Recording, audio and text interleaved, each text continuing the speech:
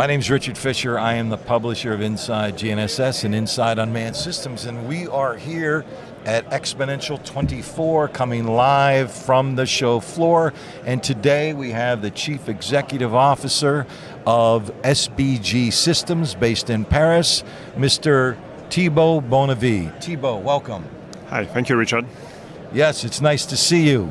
Thibault and I were just talking and realized that we're in San Diego together at a marine conference probably 8 years ago, or 7 or 8 years ago. 7 years ago, yes. Yes, it's been some time. So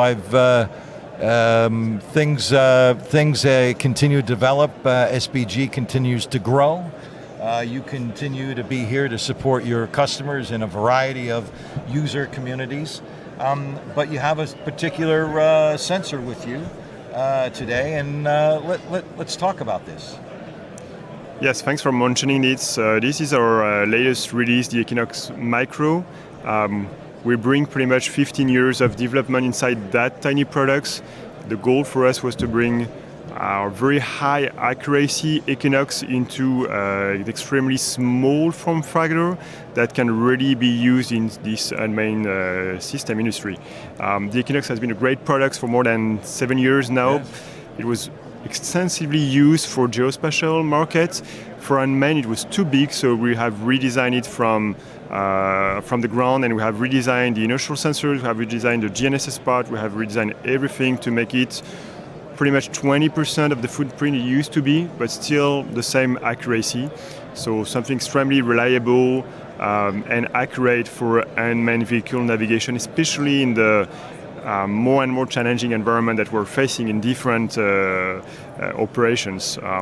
We're seeing more and more in different places of the world, areas where GPS is more spoof and jammed, and it's more difficult to rely purely on GPS and GNSS in general. So our customers are really looking for extremely accurate but also extremely reliable products to be able to assist in terms of GPS denied environment or GPS spoofed environment.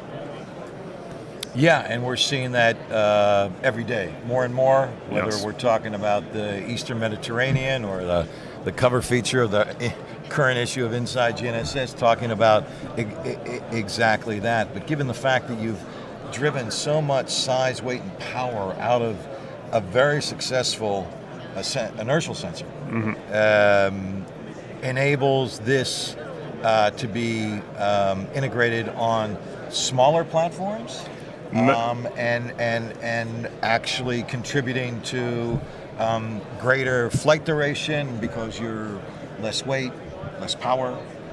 Can you talk a little bit about what the feedback has been on this rather dramatic reduction in size, weight, and power? So the big thing we've seen with that is, so this is our box version. We even have a smaller and lighter version as just board level OEM for drones and for aerial products in general. Yeah.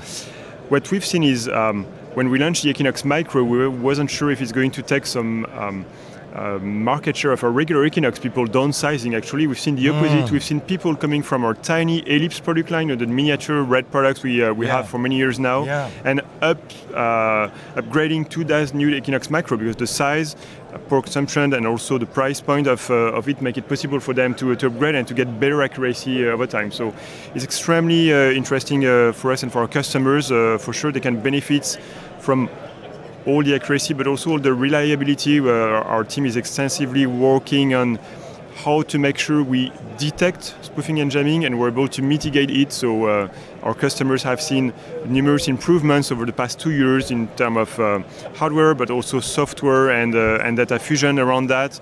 We're now able to really detect most of those situations, to flag them for our customers, and to be able to cope with more and more situations where GPS is not just reliable anymore. Yeah, clearly the GNSS vulnerability is it's becoming was bigger always every day. there. Yeah. But I think now there's a greater understanding and an acknowledgement and an awareness of just what kind of threat there is and just how, and whether that's intentional jamming, spoofing, beaconing, or it's unintentional, but nonetheless, being able to deploy this kind of inertial solution really helps mitigate and enables operations in an otherwise nearly impossible operational environment to perform any mission set. True. I mean, there are still some missions that are still challenging. There are still need to work on more integration when you're losing GPS for tens of minutes or hours if you're operating, as you mentioned, in some places around the world that are definitely in conflict for now a few years. They have very challenging scenarios. It comes first with UAV, aerial drones, but now we see the same requirements for marine and land applications where those is becoming a concern every day. I think you mentioned in your magazine and website a couple of days ago that also there is more and more airlines reporting yes, indeed, spoofing and jamming, which is really hurting any kind of operation. So we see that both in the defense and the civil world now. Yeah, and there's lots of, and it's not just kind of the concept of operations for UAS, it's also being able to protect and fly in and around critical infrastructure. There's kind of a hardening, and there's a huge kind of trend toward.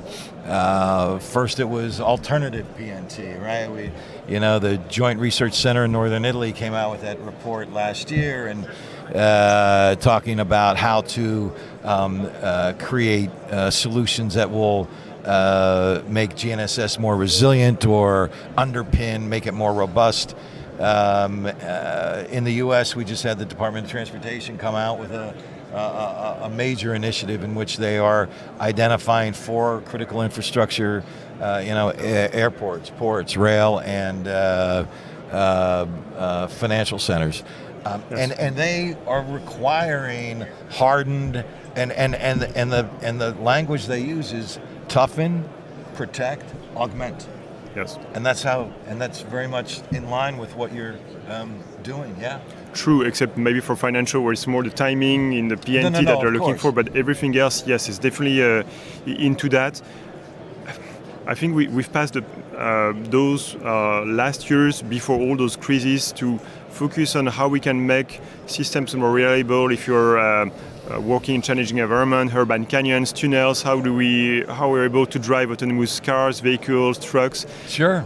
It's still a thing, but I think now the technologies matter for that. The big push those past 2 years is really how we go to more defense sectors with alternative PNT or of course, assured PNT as well. It's not only alternative, there are more and more alternative, and we're bringing more technology with inertial, and not only inertial. I mean, there are a lot of developments with vision-based navigation and a lot of different technology around there. The thing is now, there are more and more different technologies available, and the goal for us and the job for us is to be able to grab all those data, to fuse them, and to make sure that we're taking the best of each of those technology. There's not only one tech that can solve all the challenges, so we need to take as many technology bricks as possible, bring them together, fuse them together to be able to overcome the different challenges of our different customers. Yeah, very well said, because the threat vectors that exist out there, it's happening more and more with jamming and unintentional interference as well, and the vulnerabilities are significant. And the current issue of inside unmanned system, in fact, we talk about that in AI-driven autonomy. And what is the solution? So what is the kit that they're deploying? It's visual odometry and inertial. That's it. So there's no question that inertial is almost becoming now the centerpiece of almost every PNT solution. Isn't that amazing? That's true. I think now I'm talking to a guy who's been doing it for 15 years, right? Yeah, but I think we've got to that point where maybe we're inside GNSS. We're not inside inertial navigation systems, right? Not yet. Yeah, exactly. No, you heard it here first, people. But I think that's very true. What you mentioned is GNSS, because it's very easy to use. It's reliable when you don't have any issues around that. That was the key components on many navigation systems for years. as inertial sensor manufacturers, and we're not the only one working on that, inertial was already at the heart of our navigation, and everything else, GPS included, is here to initialize and then recalibrate the error of our inertial sensors. Nowadays, we're seeing in many players, even GNSS manufacturers, that inertial sensors are the core of their fusion engine, and everything else inertial. But you mentioned visual odometry, LiDAR odometry as well. There are a lot of other technologies, radar, that are really here to be able to first initialize the position and orientation, and then being able to compensate and recalibrate all the drift of the inertial sensors, because inertial sensors are not perfect. There is not one perfect technology around there, as far as I know, and we need all of those all together to be able to bring the solution to our customers. Yeah, nobody goes it alone. So it's a question of, GNSS has its role in inertial and visual odometry and corrections, and there's many. We did a webinar with you probably 4 or 5 years ago, in which we were talking about SLAM, and True. Which was pretty. So you've got a lot of experience in using inertial as a kind of a primary. We're trying to, yes. Yeah, very impressive. Is there anything else that you'd like to mention about this sensor, Thibault, while we have you? And congratulations on the development on the form factor. Thank you. Well, I think we covered a lot of things. This sensor is really interesting for customers. We're speaking here, of course, a lot about autonomous vehicles and autonomy. That's also a key component that we're providing to our other customers, especially in the geospatial industry. We're also seeing a trend in geospatial where platforms tend to be smaller and smaller as well. Yeah. Aerial survey was made by helicopter and aircraft a couple of years ago. Now it's all moving to UAV as much as possible. Yeah. So weight and size and power consumption is again a big thing. But even the marine survey industry, hydrography, how we call it, is also moving from vessel to unmanned surface vessel, and even subsea robots. So it's becoming a bigger trend, and we are now able really to fuse our two main markets, autonomous vehicles and geospatial, and see the same needs, because unmanned platforms are now integrating geospatial sensors. Yeah, isn't that nice? The convergence of your two markets are, Yes, and you're kind of in the center of that.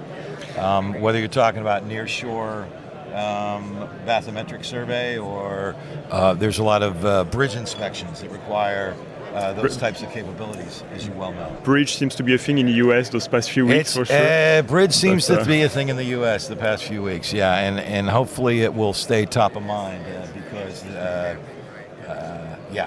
But that's true that those unmanned vehicles are providing geospatial markets to come more nearshore and even inshore, surveying canals, rivers.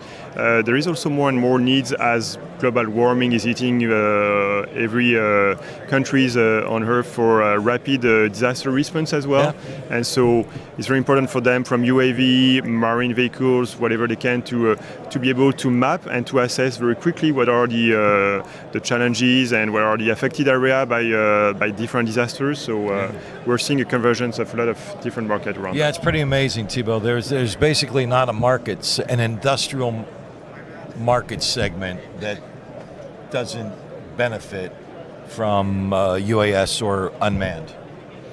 Yes. And if you, by definition, UAS and unmanned, you must have inertial is just part of the solution. It's at the heart of the solution, and yes, I agree with you, it's amazing. We started inertial sensor for UAV 17 years ago now. 17, wow. And you've been coming to this conference how long now? I can't remember. I think at least 15 years. 15 years, yeah. Wow. Back in that time, it was not even Xponential. That's right. It was AUVSI, whatever. Convention or something like that. My God. And you look exactly the same. Some of us have gotten old and fat and gray. I'm becoming gray also. older for sure every year as well. Very good, very good. Well, listen, Thibault, congratulations on the continued success and the continued march towards growth for SBG Systems. We wish you good success as always. Thank you, Richard. It's been a pleasure working with your different magazine for all those years. It's all our pleasure. Thanks much. Thank you. Okay, we've got, that's it for now. We'll see you on the next live stream.